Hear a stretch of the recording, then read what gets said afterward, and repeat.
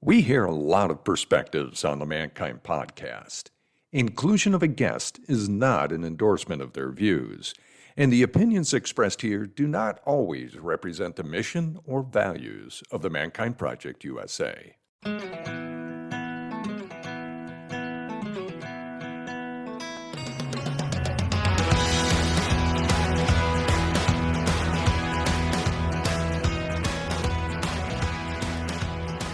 Well, g'day and welcome to another live recording of the Mankind Podcast, the show where we break the molds of modern manhood to prove each and every week that there is in fact more than one way to be a man. Now, my guest tonight is Caroline Brewin, executive and confidence coach, CEO of Brain Powered Coaching, speaker and author of the book Confident. Now, we had an opportunity to connect at the Sidebar Summit over in San Francisco earlier this year. And I think there was a natural magnetism just with our energies and the work that you're presenting and bringing forth. And this book, which was a massive hit at the summit that we both attended. And just a little bit more backstory into you. You got 2 decades in global investment banking, but you shifted your focus to helping people dismantle self-doubt, overcome imposter syndrome, and build authentic, lasting confidence. So we have a lot we can cover today. I'm very excited to dive into this conversation, but if there's anything I missed, Caroline, please share that now. No, that will do for now. I think it's the big thing is just, I guess, that shift from a corporate background into something which is, the world of entrepreneurship, which was a really exciting change to make. Yeah. Absolutely. And also coming from a very male dominant space, which I'm sure you drew a lot of insights, being a leader and being an authority in that space. So I'm excited to dive into it. I want to start off with one of the most common questions that many folks have in and around conversations around confidence is, are men really more confident than women? And how is that set itself up? How are we in this position where that is the belief? I know there are a lot of stats that show that men are more likely to ask for the raise or apply for jobs that they're not necessarily, perhaps they don't meet some of the markers. So tell us about that. Well, I mean, it's interesting, right? Because, you're the man, right? Are men more confident than women? I don't know. I think that as you say, there's lots of different research that looks at this. And there's definitely some which shows that men are more likely to overestimate their abilities, whereas women underestimate their own, even when they're equally capable. And there was a really interesting piece of research done where they were looking at they did a research on a 3D puzzle, and they got the men and the women to do this puzzle, and what they found was the men scored higher than the women. The interesting thing was when they went and looked back at that data, what they found was women didn't attempt some of the harder questions. And so when they made all of the questions compulsory, what they found was actually men and women actually got around the same scores. So the interesting thing is about that is, from whoever it is, but, in this case, a female, if you don't even try, you're guaranteed to fail. And so we know that there's an environmental influence here. We know that, girls are told they're good when they're quiet. The message that boys get when they're younger tends to be, boys will be boys if they're louder and more out there. Younger girls tend to collaborate more, whereas boys compete more. And, there's certainly a piece around women who face, a unique kind of societal pressure that can undermine their confidence. But there are tools and ways that the bridge can be gapped. The gap can be bridged, sorry. We actually did some research of 17,000 people. And what I found so interesting about it was that in that research, we found that specifically looking at, for example, speaking up in meetings. So 73% of men said they didn't speak up in meetings because they doubted themselves, whereas 79% of women and anecdotally, if we talk about confidence, what people mention around it, I think we'd probably say you'd think that with the difference was a lot more. 48% of men always worry about making mistakes. 58% of women. So, and imposter syndrome, which we'll come on to, 53% of men and women, the same amount, said that they struggled with imposter syndrome. So although I think that there are different pieces of research which support that, from my experience, lots of men really struggle with confidence as well. Gotcha. Yeah. So you mentioned those gaps. Without knowing the research, I would assume they might have been quite larger, but they do exist within kind of 10 margin points of each other. Yeah. To say that this is more universal, but there is that societal piece where girls are rewarded for being quiet and for being good, and boys are given a pass because boys will be boys.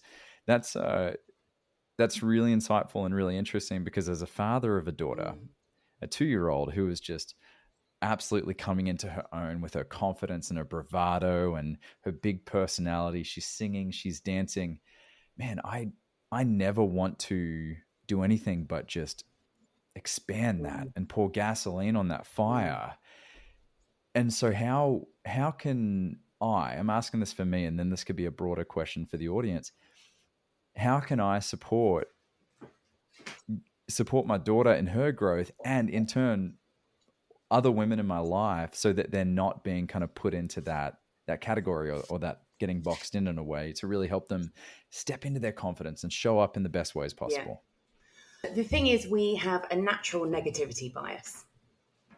So the way that our brain sees the world is something that we will naturally remember the bad things. So, for example, if your daughter was in a sports day, she won one of her races but lost 4 of them.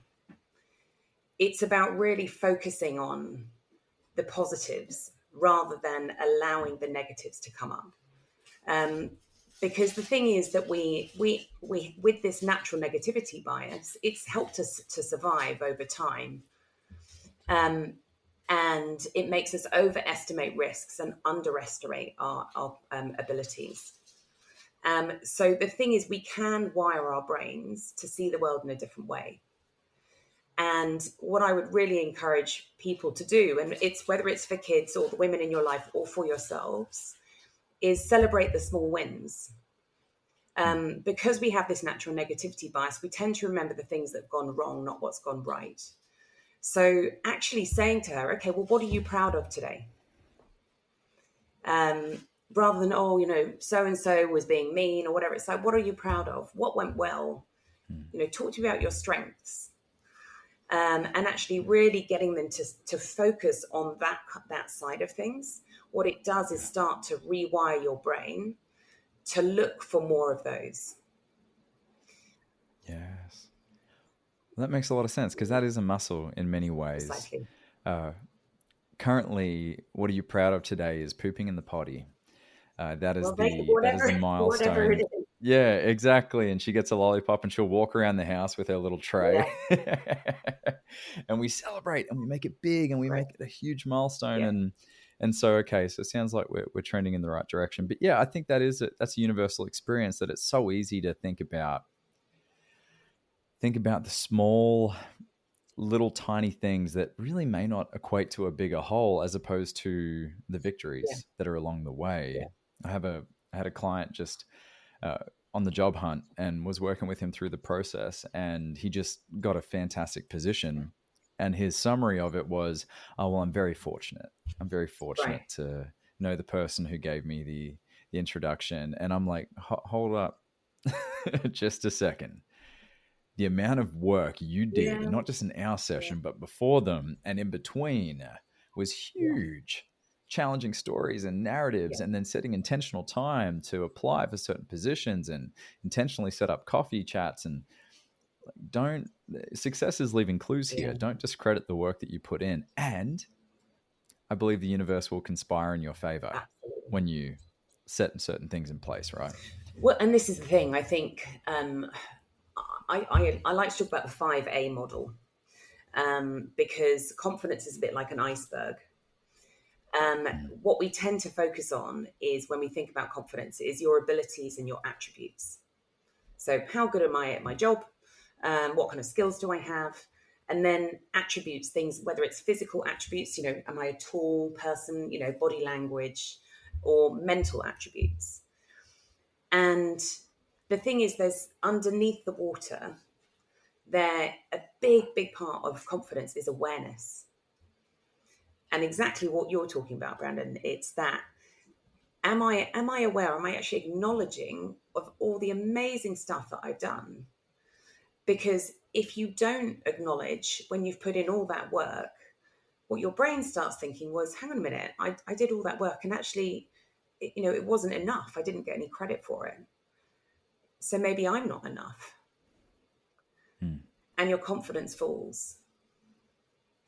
So actually having a really deep level of self-awareness is so powerful. And that's, values, what's important to you. And this is the kind of things that, we do as coaches, right? Is really drive that level of awareness. But then there's acceptance as well. So we've got abilities and attributes above, awareness below, acceptance, and accepting your authentic self.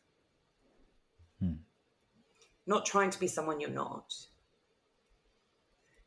And then taking action. Because you put the nail on the head. Confidence is a muscle.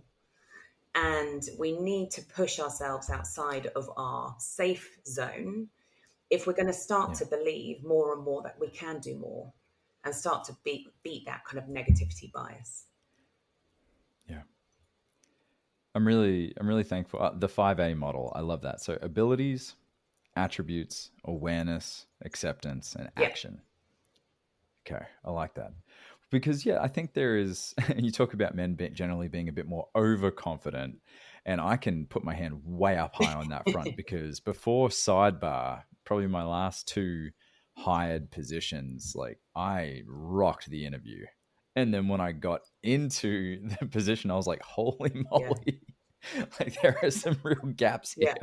And I had to really learn on the fly to get up to scratch and meet expectations, which was the standard in the beginning. So a question for you then, what do you think, when you got into that place where you realized there was a gap, what was the kind of message you were saying to yourself? There was a couple stories that kicked in, and I unfortunately can move through them generally pretty quickly. First one was, that black belt in BS really paid off, to get here. And then the story was, am I capable? Which deep down is, am I enough? Right? Am I enough to fulfill this role? But then what came after that was, okay, let's break it down. Let's break it down into steps and milestones here. Like, okay, what are the levers that are going to create the most leverage in this position? Okay, I need to be intentional about working on that. So I established 60 minutes a day where I wasn't getting paid, but I was leveling up in that area so that I could feel more confident, so that I could feel more comfortable. Really, I was actually trying to achieve comfort in a lot of ways because I felt the butterflies every time I went into a client meeting, every time I went into a pitch.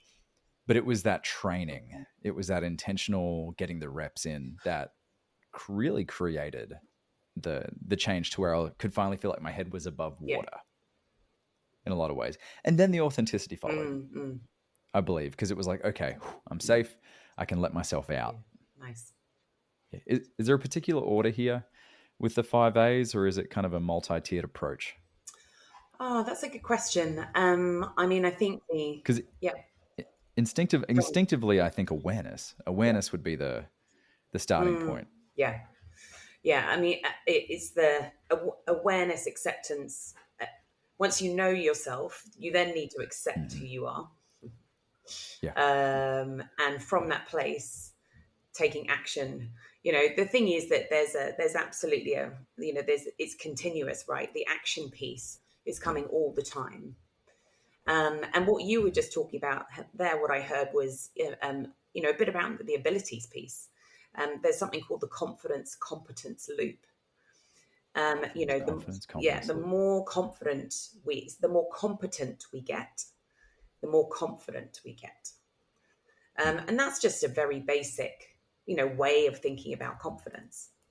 The maths. Yeah, that's the bit above the water, the abilities. But when I first started in my chief of staff role, in my investment banking job, there were 25,000 people in the organisation, and I went in and I thought, I have no idea what I'm doing.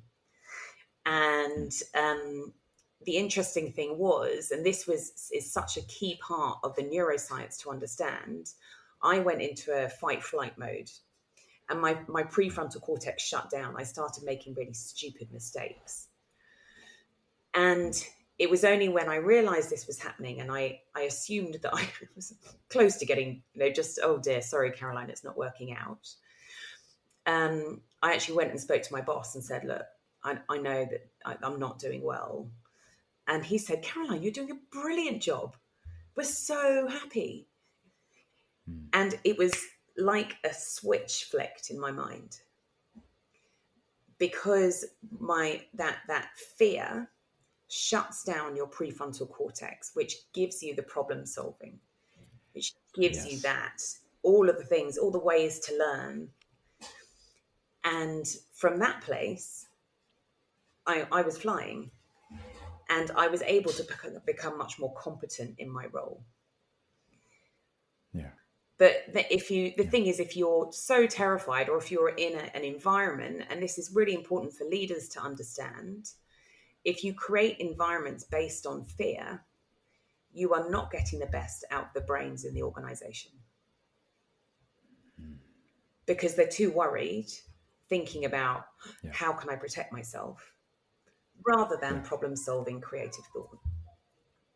Yeah, it's not a clean fuel source to activate and move, because fear is there to survive. Exactly. We have fear as a mechanism built into our biology and our evolution to help us not get into a tussle with the tiger or eat the berries, right? Exactly. Yeah. I hear that. But it sounds like a lot of people operate from that sense of fear a lot of the time. And how does that relate to, say, burnout? Or where people they get off the train, like they may be in the right place, they may be in the right seat, they may be in the position they've worked hard to put themselves in, but they start talking themselves almost out of it. Well, and I think imposter syndrome can get really wound into that, right? As you've got yourself in the right seat, but then you feel like you don't deserve it, like it's all, you're a fraud, you don't belong there. And the thing is with stress, it's very interesting. So stress, as I'm sure people know, creates cortisol. And adrenaline, like it's getting us ready to do whatever, whether it's fight, flight, freeze. And from that place, we end up with lots of cortisol in our bodies. And cortisol actually impacts the synovial fluid, which is the fluid in your brain, which is where the neurons fire. So if you are very, very stressed, your neurons can't fire, but it becomes more kind of treacly. So that's where, as a result of stress, you actually you can't think. Again, it's another kind of why you can't think straight. And the problem is, it's like a racing car. If you are driving that racing car, 300 miles an hour around all of the corners, eventually you're going to come off the road. The interesting thing is, though, and I think this is maybe something which people don't know so much, is your perception of stress is a really big part of how your body deals with it. Kelly McGonigal, I think her name was, she actually did a brilliant TED talk about this. And it was all around, when people perceive that stress is a bad thing, the way that their body responds, their blood pressure is much higher. And the longer term impacts of that actually is much more, as we know, it's very negative across all sorts of different parts of your body. And so when you think about stress, when you're in a situation, if you can go, oh, okay, this is making me grow, my confidence is growing, like, well done me. Actually, Yeah. What's going to happen is the way your body responds will be entirely different. So the burnout thing, I think, it's very real. And I think the way that society is just speeding up all the time, I think it is it's that foot on the accelerator that we have to be very deliberate to take off, and maybe think of it from a different direction as well, and that might help people. So it's in that getting off the track in a way, or slowing down, that can allow us to identify how to better take the turns and, not wear out the vehicle too much. I get stuck in analogies so I apologize to you and the audience well in advance. Have a pit stop. Yeah, have a pit stop to stop and reflect. Yes. So yes, I love that. This reminds me a lot of my sports psychologist when I was competing in gymnastics. He helped anchor in for me that when I had that, people talk about butterflies in the belly. I call it electricity. Yeah. Like I feel like one of those globes that you kind of touch and the electric, the pulse follows you. I feel that in my belly, and he helped me turn that into a signal of green light. Proceed. Great. Proceed. Like we don't do this because it's easy. We do this because it's scary and it's an adventure and something's going to come from it. And I actually was on the telly. So for my US listeners, the television, local news, just about a month ago, promoting our Impact event. And I slept through my alarm. I was late to get there. My hair was in disarray.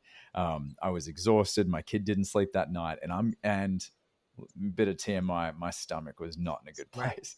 And so I go for this interview, and as I'm about to walk on, I can't even think about my talking points.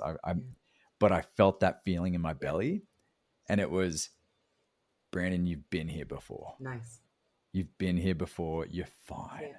You're fine. Like and not only that, the amount of times I've been unprepared, and the outcome 99% of the time has been fine. Yes. Could have been better, could have always been better, but it was fine. Yeah. And in fact, it turned out really well. And I have a fun story to tell my friends about having to run to the restroom in the loo the second it ended. Wow.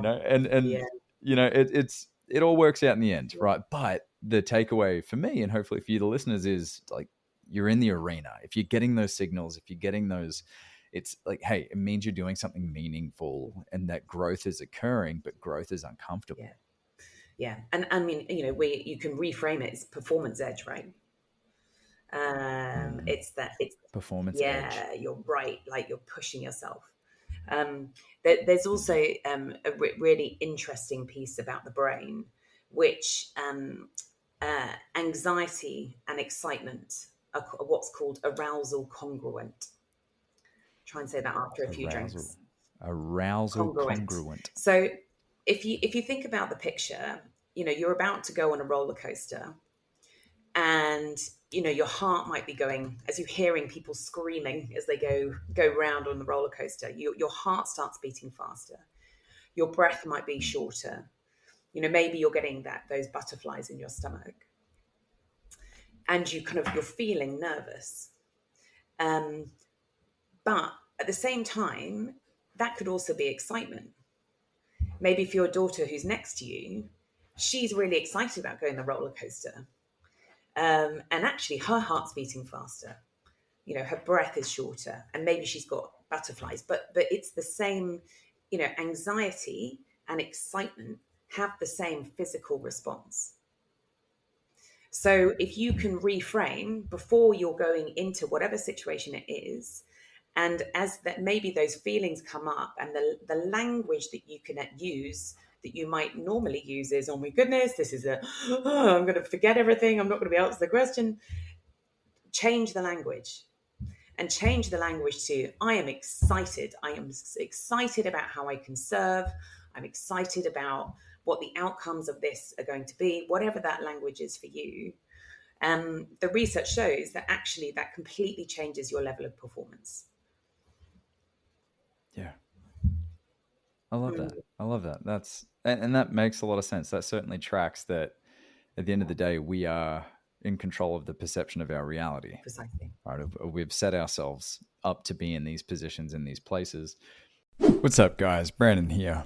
Now, I used to think that hustle meant grinding myself into the ground, but then I learned there's a way to stay sharp and steady without burning out. And that is why I added Magic Mind to my mornings. Now, Magic Mind is a mental performance shot loaded with lion's mane for clarity, ashwagandha to keep stress at bay, turmeric to fight inflammation, and many, many more incredible ingredients that have all been put through rigorous tests over the past 10 years. It's all been tested, inspected for purity before every bottle reaches your hands. Now you can get yours at magicmind.com/mankind50 with the code mankind50 for up to 48% off your first order. When you support our sponsors, you support our show, and trust me, you will not regret it when you get your hands on this stuff. Before we continue, I want to pull on a thread that for those that have been listening for a while, we talk about this all the time, and this is probably one of the pillars of what we talk about in 200 plus episodes is it all comes back to doing the work. Yeah. So when we talk about the 5 A's, going back, abilities, attributes, awareness, acceptance, action, going back to the awareness piece. Men come to our trainings, they come to our circles, and oftentimes it's because they want to get something, but they're not getting that thing. And they think, or many have shared that they think when they come to our weekends, 48 hours in the wilderness with no cell reception, they think that, it's going to be goal setting. It's going to be focusing on how do I achieve? Like they want tactics, they want strategies, they want mental models. And we go the opposite. We go backwards and we go deep and we go to the ugly, nitty gritty parts that if we're going back to the race car analogy, like your engine is gunked up. It hasn't had an oil change in a long time. The bushels and the bearings are all degrading. And this is, I'm not trying to project that onto every person that comes to the work, but we all have an element of a story, a belief system in this work we call a shadow that is pulling the strings in our psyche. Because something happened in our past that we created a belief system to help us survive. And that belief system that once helped us survive no longer serves. And so I love what you mentioned there about kind of calling out the story when you're going into this is, I could say I'm getting into a conflict with someone at work. I can feel the tension rising. And then all of a sudden, 5-year-old me that watched my parents fight is showing up in the conversation, or if we choose going forward, practice some skills, practice some soft skills, maybe read crucial conversations or emotional intelligence, whatever that is, and then continue to stay in the conversations. I'm not saying it's going to be easy, but the more conversations we're going to be a part of around conflict, our competence will improve so long as we're there, so long as we're not retreating, so long as we're not looking at it from afar.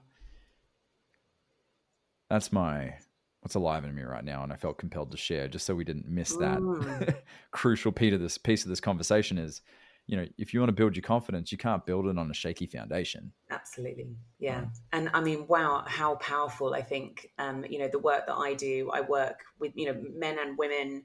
And when, particularly men, interestingly, when people share, when people share, there is such power in that because so many people aren't authentic. So many people aren't authentic about the struggles they're having.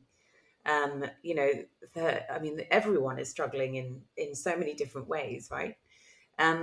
But when men share, it's particularly, with each other. I've just seen people go, "Oh my goodness, I thought you were the confident one." But when, someone puts their hand up and says, "Oh my goodness, I don't know what I'm doing. I'm terrified." The permission that gives for others to do the same is such a gift. Because in the words of Brené Brown, vulnerability, it takes a lot of courage. Yeah. And that gives others the gift of going second. Yeah. In a way, because someone was willing to put something out there. Well, and you've existed in multiple different professional environments in multiple different cultures. I know you've lived all over the world. In my experience, that endears me to those leaders. Yeah. Like I want to follow them into battle then. I want to boost the company mission and play my role in being a necessary, function of success. And when that's withheld, and I don't believe I or you or anyone deserves access to anyone's story or their vulnerability, but when people withhold certain personal feelings or fears or whatever that is, even if it is a survival mechanism or they think they need to put up a persona, I find it much harder to engage and be a part of that person's vision or their mission. I'm curious of your experience, and maybe there's a leader who stands out to you that kind of modeled the way or led the way. It reminded me when you were talking. So when I kind of went, when I moved to Australia, I was there for 8 years. I had taken on a team, and my team grew from 3 to 90 over about 2 years. And I was told, I guess the traditional form of leadership. Come on, Caroline, you need to be the strong one. You can't show your emotions. And so I was, a bit of an ice queen. Everything's fine, just even if I was really struggling, which at times it was really tough. It's a tough environment and lots of pressure. And the expectation was that I just was able to show up and deal with that. And then my relationship that I was in broke down. So someone who I thought I was going to spend my life with, it just all fell apart and came out of nowhere. And I didn't have any armor left. I couldn't pretend. I couldn't. I was broken. I was, now upon reflection, I understand it was real grief for a life that I thought I was going to have. And from that place, I couldn't be the ice queen anymore. I was just like, well, this is it. And I had to tell my boss what was happening. And I spoke with my team. And from that point, the connection that I had was entirely different. And one of my team said, Caroline, that's when we all fell in love with you. Because I was just being real. And, coming back to Brené Brown, she says, authenticity, vulnerability is the one thing we want to see in everyone else, but also the one thing that we're terrified to show ourselves. And so from a leadership perspective, the ones who really connect, and it's not about reading the leadership books, it's the ones who have the courage to show up and say, yeah, you know what, I'm finding this hard too. But we will figure it out together. Bingo. Yeah. Thank you. Because it shows that you're part of it. You're part of the team. You're not some authority standing up on a lectern saying, boom, do this. You're saying, I'm scared too. And I trust this team. And I believe in our mission. And we've been here before and we've always figured it out, right? It's the both and. Yeah. Absolutely. Yeah. Absolutely. Yeah. It's a different story if you come in being like, sell your shares. It's all burning. Yeah. I mean, hopefully there's some other leadership skills that you've got in there as well, which are like, okay, come on, man. Right. Let's do it. Like, I don't know what I'm doing, Absolutely. but let's figure it out. I love that. So I've seen many different coaching models in my time as a coach. And, I've often thought of confidence as one of those side benefits of life coaching, executive coaching, whatever, insert type of coaching here. And you've leaned into confidence coaching. I would love to get a bit of maybe a 30,000 foot view or even better. Who's the archetype that's usually reaching out to you to work with you, and what are they presenting? What are their challenges, broadly speaking? Yeah. So the reason that I lent into this was because I set up coaching programs within the bank that I was working in. And I noticed it everywhere. The message was, it was a particular female program at the time. She doesn't have gravitas. She, maybe she's focusing on the kids. She doesn't want She doesn't want this next level. She's not great at presenting. She doesn't have leadership qualities. And what I noticed was it's all about confidence. I was just like, and I was banging the drum. I was like, we need to do something about confidence. This is a real problem. And there wasn't anyone doing it. And then I studied applied neuroscience for coaching. And I was like, okay, hang on a minute. Everything started to fall into place. And so the applied neuroscience is such a useful way to understand the confidence puzzle. And some of this, we've already talked about today, whether it's negativity bias or, how your brain uses energy. So the kind of people who I work with often come to me for very different reasons, but so often, it's such a core part of who they are is around building their confidence. Interestingly, like the research that we did, the number of people that we were able to get to do that, it's now over 21,000 people who've done our confidence quiz. That's a lot of people who are saying, they see something, a question around confidence. They're like, I want to know, like, that's something which I am interested in, which I'm intrigued in. So I often see people lean into that, whether it's a man or a woman, kids, all sorts. So, I mean, the archetype question is a tough one because I can't give you one kind. Yeah. Sure. It reminds me of, Tony Robbins tells the story of working with Andre Agassi. For anyone who remembers Agassi as a tennis phenom, when he came onto the scene, he was a monster. Like no one could keep up with this dude. And then all of a sudden, fortune, fame, things started, distractions, drug addictions, things kicked in.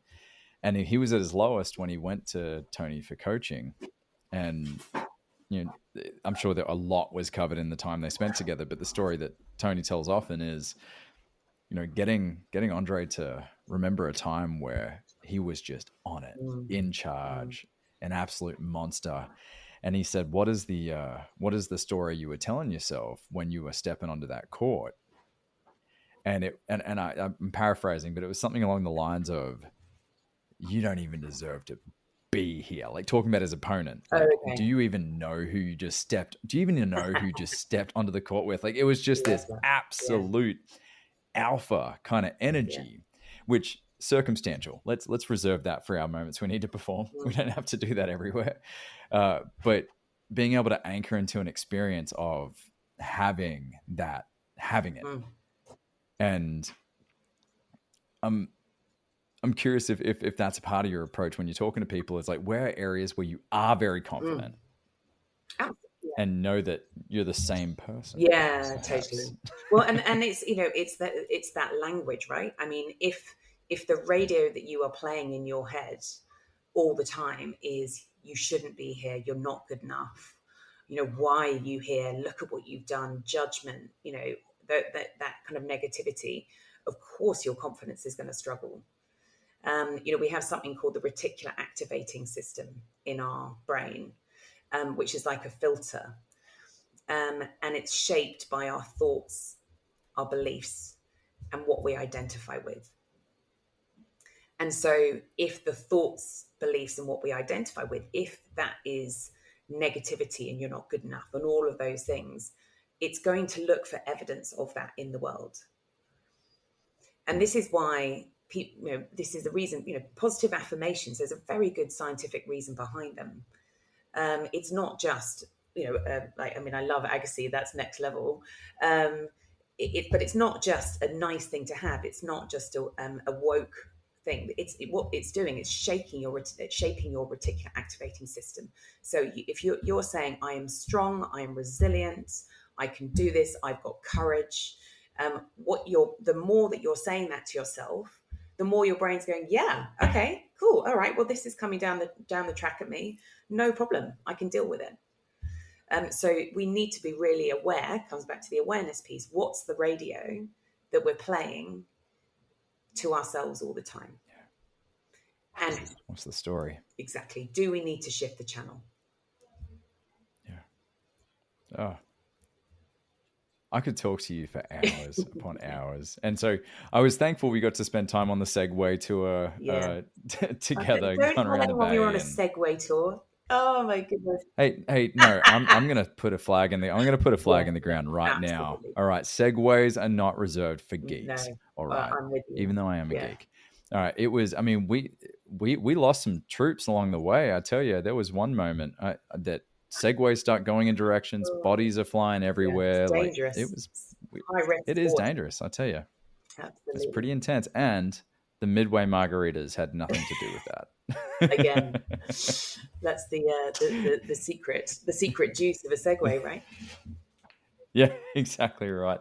Oh, Caroline, like I said, I could talk to you for hours. Yeah, I think this is so good. I'm so excited about the book and that it's out there and people can get their hands on it.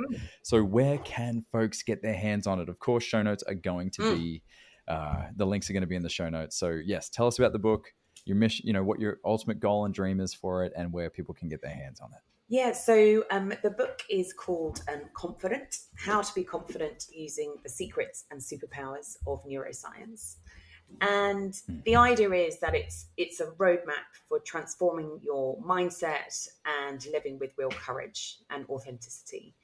And for me, the reason I wrote it, because I was so annoyed with reading so many books and they don't have the why, they didn't have the neuroscience. So what it is, it includes secrets, the neuroscience is your secret weapon. So in a really simple, digestible way, it's actually in color. So with lots of nice pictures and diagrams, which I think just, it's not a boring science book. There's frameworks, so you can build that real self-awareness and beat things like imposter syndrome. And how to deal with life's big moments. So whether it's redundancy, a career pivot, divorce, all sorts of different things. And then there's exercises, and also I've got 13 different interviews in there as well with people from all sorts of different backgrounds. So I've got he's a captain in the British military, and he runs the Top Gun for the UK military. So he's a fighter pilot, and it's his perspective on confidence. I've got the first black woman on the PGA Tour, the Golf PGA Tour, an ex-Wallaby rugby captain, and all sorts of other people. So, it's the research piece, but also lots of stories as well, which I think is really powerful. Fantastic. Yeah. Well, for those of you listening that want to get your hands on this book, head to brainpoweredcoaching.com.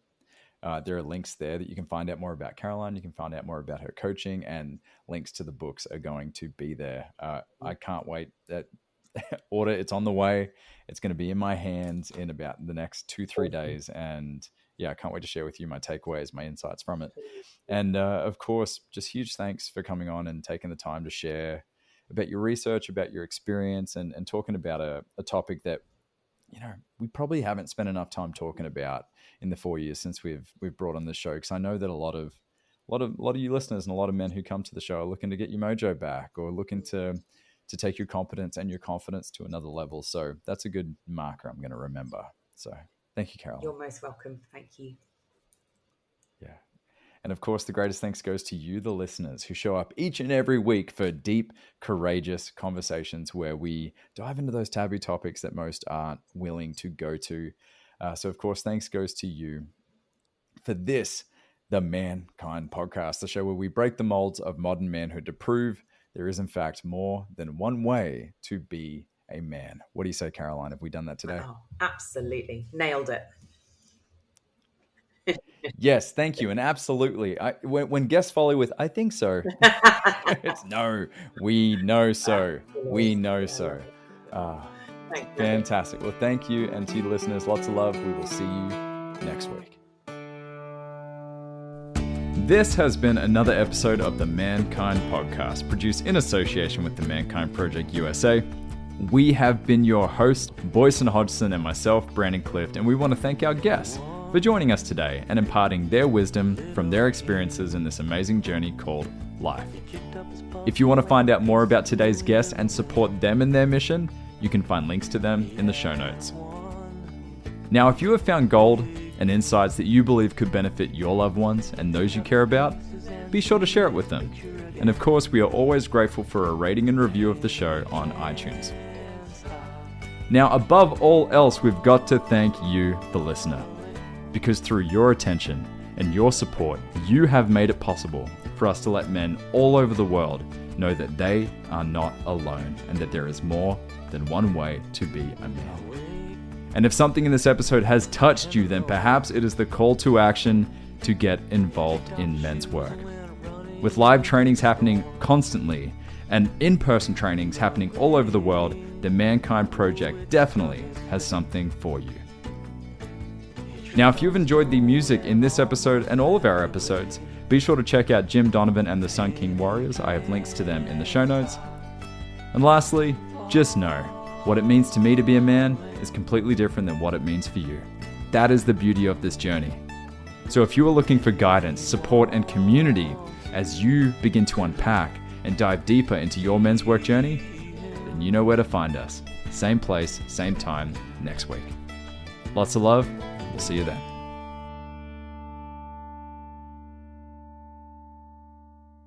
Hey, it's Boysen here with the Mankind Podcast. We are closing in on 100 5-star reviews of this podcast, and we have a goal. Brandon and I want to get to 250 5-star reviews. So help us out, will you? Please go to the Mankind Podcast on Apple Podcasts or Spotify and leave us a review. Thank you.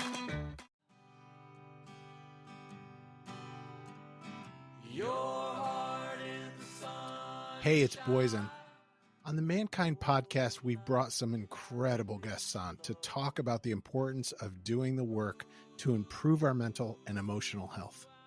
And here's the truth. Multiple times over the last 25 years, I've had the help of one-on-one work with some amazing therapists. For me, for my wife, for both of us as adoptive parents, and for our kids. The Mankind Project and Men's Group, though awesome, are not a substitute for professional mental health support. And so I'm thrilled that the Mankind Podcast now has BetterHelp as a sponsor for the show. BetterHelp works online. It asks you what you're working on and then matches you for live one-on-one sessions with a licensed therapist, someone trained to work with you, listen, and offer helpful insights. I'm using BetterHelp. It's super easy, and I like what I'm getting. If getting one-on-one support in the comfort of your own space feels like a good direction for you, I invite you to check it out. Go to the link in the show notes or betterhelp.com/mankind. And if you sign up, you'll get 10% off your first month of therapy.